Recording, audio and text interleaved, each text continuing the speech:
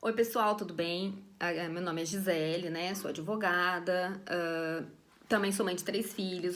Hoje eu vim aqui para dar uma aula para vocês sobre um tema. Então eu vou jogar o tema para vocês. Eu quero que você pense nesta frase e me diga que vem à sua cabeça. Conhecimento pertinente. Quando vem essa frase, o que vem na tua cabeça? Conhecimento que eu tenho, um conhecimento essencial que eu tenho que saber? Um conhecimento certo? O que eu preciso saber? Não vem essas questões, essas interpretações na nossa cabeça? Né? Então vamos passar por um contexto hoje das nossas necessidades, né? Nesse momento que a gente está passando hoje de pandemia, com tanta inovações tecnológicas, não passa pela nossa cabeça o que a gente tem que aprender? O que é importante a gente saber? Nossa, hoje, por exemplo, eu sou advogado, o que eu preciso saber para ser advogado? O que eu preciso saber para ser um médico? Então, assim, tem certos conhecimentos que tem que ser pertinentes a um ser humano, né? Então, isso, cada um de nós, no nosso interior, eu acho que todo mundo já se perguntou isso alguma vez na vida. Então, um sociólogo, né, já há muito tempo, já escreveu, um sociólogo, filósofo que estudou história, formado em direito, chamado Edgar Morin, né, que ele nasceu em 1921, é francês, chegou a ganhar até um prêmio internacional de Catalunha em 1994. Ele escreveu um livro chamado Os 7 Saberes Necessários para a Educação do Futuro. E é um livro muito enriquecedor, que todo professor, eu acho que todos, quem é pai também, que tem filhos, as pessoas têm que ler esse livro. Esse livro, eu trouxe um capítulo dele que chama-se Conhecimento Pertinente. Um capítulo, né, que faz parte desse livro, que me chamou muito a atenção. E eu acho que é um capítulo que tem que ser disseminado para maior parte das pessoas entenderem os seus conceitos, né? Porque isso é muito importante. Então, por isso que eu resolvi hoje dar a aula para vocês sobre o conhecimento pertinente. Então, o que seria, então, o tão falado conhecimento pertinente de Edgar Morin? Que quando todo conhecimento, ele tem que ser enfrentado de uma forma dentro de um contexto, dentro de um mundo, e nunca de uma forma isolada, nunca de uma forma segregada, mas sim de uma forma congregada. Por quê? Porque quando você analisa certas situações isoladamente, né, você, né, de forma especializada, muito aprofundada, mas sem levar em conta os contextos que elas se encontram, você passa de forma invisível certas dores, passa de forma invisível certas circunstâncias que são importantes para aquele direcionamento. E nem sempre aquele conhecimento vai ser eficaz porque desconsiderou algumas coisas.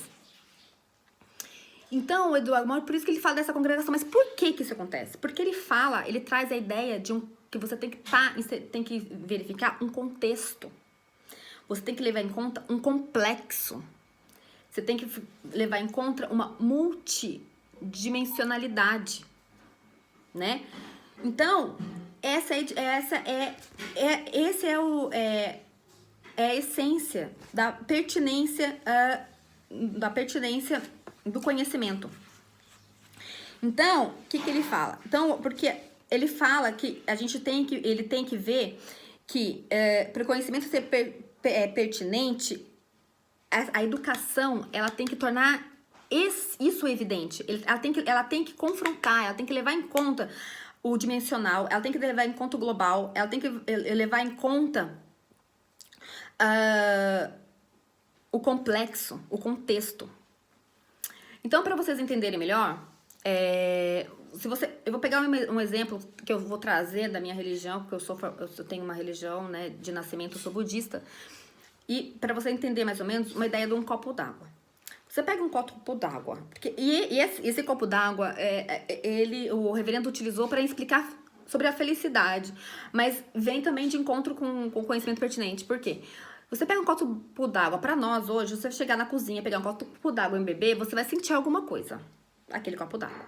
Se você estiver num deserto, sem ter o que beber, com uma sede, seu corpo precisando daquilo para sobrevivência, quando você acha um copo d'água, você bebe, o seu sentimento pelo copo d'água é totalmente diferente.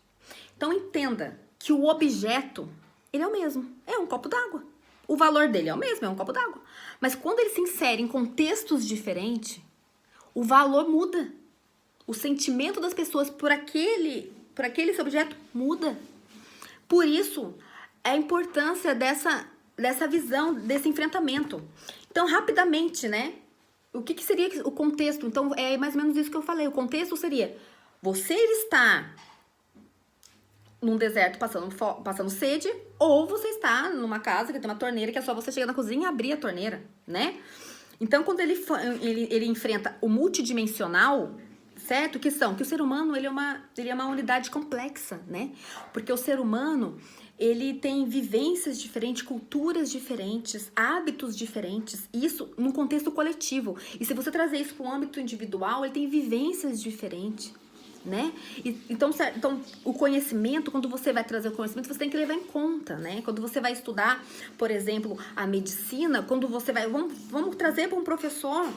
Vamos trazer para um professor de educação infantil, você pega uma criança, ela tá num contexto de desigualdade social, não comeu, tem violência dentro de casa, a reação dela perante a aprendizagem é uma. Agora, para uma criança que tem amor, que tem segurança, né, que comeu, que tem suas necessidades fisiológicas atendidas, é outra reação para aprendizagem. Então, isso é você enfrentar o multidimensional, né? E daí ele traz o complexo, né? Porque o que ele faz o complexo? O complexo é porque a sociedade ela se desenvolveu, você tem as esferas econômicas, você tem essa esfera social, política. E nós já estamos, a educação já está partindo desse pressuposto, a parte de gestão, porque eu trago para os senhores aqui a sustentabilidade. Pessoal, hoje todo mundo se fala em sustentabilidade, gestão sustentável. Mas o que significa isso, gente? Eu vou trazer essa ideia para você, porque isso vai de frente com o conhecimento pertinente. A ideia, o quê? Você tem os stakeholders. O que significa isso? Quando você faz uma gestão, você tem que levar em conta toda a cadeia, ou seja, o fornecedor. Quem é esse fornecedor?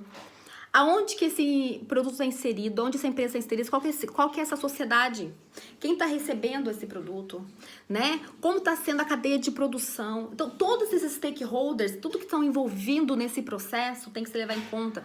Qual que é o impacto disso? Quando você desenvolve uma tecnologia, está sendo feito estudos de impacto na sociedade? Como isso está fazendo? Então, veja que o conhecimento pertinente traz... caminha junto com a interpretação sistemática. Quando a gente traz para o nosso âmbito, para o âmbito jurídico, né? Para nós que somos advogados, a gente traz para o âmbito jurídico. Você vai interpretar uma norma, você tem que analisar o contexto em que ela se insere. Vamos trazer aí uma coisa mais simples, a legítima defesa, que todo mundo vai entender. O ato de matar alguém, você matou alguém, é crime tipificado, matar alguém. Certo? Agora, se você entra num contexto onde você precisou matar para defender a tua própria vida, né?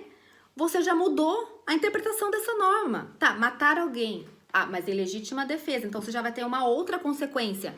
E quando se desenvolveu o Código Penal, o jurista, né, que escreveu, ele estava levando em consideração o contexto. Então, a educação futura hoje... ela precisa levar em conta o conhecimento pertinente. O que é levar em conta o conhecimento pertinente? É enfrentar o complexo, é enfrentar o multidimensional, o contexto, né? E aí você se tem uma inteligência geral. Você se consegue ter uma abrangência e esse conhecimento fica eficaz. Então, você consegue estabelecer e articular e organizar todos esses conhecimentos que estão assim, se multiplicando no mundo.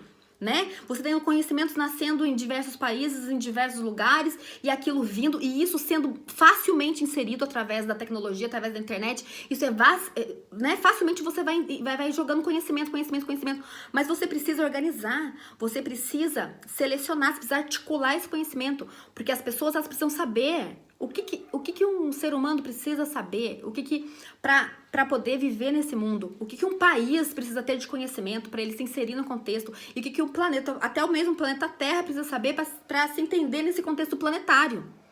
Então veja como é sistêmico, né?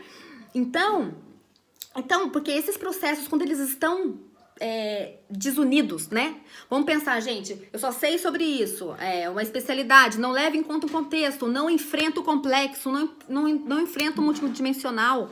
O que isso acontece? Isso me traz um retrocesso, né, na educação, né? E uma antinomia, que ele chama para nós de antinomia, que ele traz para nós. Entendeu? Então, isso daí que traz o quê? Muitos problemas essenciais. Por que ele traz problemas essenciais? Porque ele deixa invisível, né? Ele deixa invisível trazendo uma redução que ele traz, uma disjunção. Ele deixa invisível paixões, ele deixa invisível o que não é mensurável muitas vezes, né? Que são emoções, dores, alegria. Por exemplo, o que aquela tecnologia vai trazer de dores para aquela sociedade? Ela pode trazer uma coisa boa, mas o que ela vai trazer de bom? Necessariamente, o impacto social dela vai ser pior, vai ser tão ruim que o que ela trouxe de bom não compensa aquela tecnologia. Então, assim, você precisa fazer isso. E essa falsa racionalidade, quando ele diz falsa racionalidade, ele tá trazendo quem? Quem que ele tá trazendo? As tecnologias.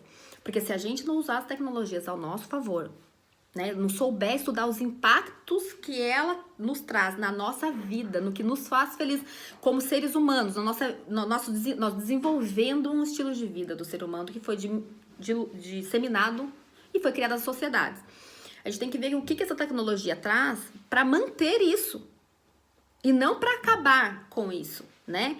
Então, ele traz essa ideia da falsa racionalidade. Então, quando você não leva em conta o impacto social de uma tecnologia, quando você não leva em conta os benefícios que ela está trazendo na questão do ser humano, onde ela está sendo inserida, você tem aí uma falsa racionalidade.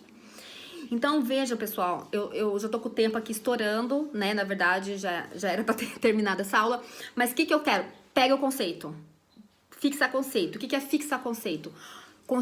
Quando você pensa em Edgar Morin, você pensa nos 7 saberes necessários para a educação para o futuro. Você traz no capítulo o conhecimento pertinente. Você tem que pensar em quê? Numa congregação do conhecimento, onde o conhecimento ele tem que se inserir num contexto e enfrentar o que é complexo, o que é multidimensional, certo?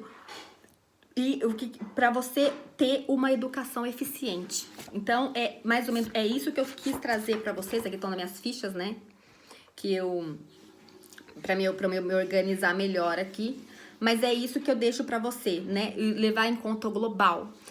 E então enfrentar isso. Então, fixar o conceito pertinente, pensar em conhecimento pertinente, vocês pensam em congregação, um conhecimento que se insere num contexto, que ele enfrenta um global, que ele enfrenta um multidimensional, ele enfrenta um complexo. Esse é o futuro da nossa educação. Se não for assim, nossa educação vai ser ineficaz. E nós vamos trazer muitas questões que não vão estar evidentes. Então, nós não vamos ter aí uma evolução. Então, é isso que eu deixo para vocês. Pesquisem sobre Edgar Morin.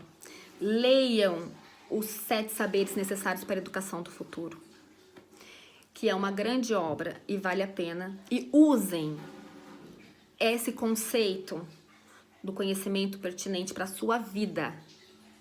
Sempre, quando qualquer conhecimento em frente, traga para um contexto, veja como está o global, enfrente o multidimensional, o complexo e faça uma interpretação sistêmica. Muito obrigada. Tchau, tchau, pessoal.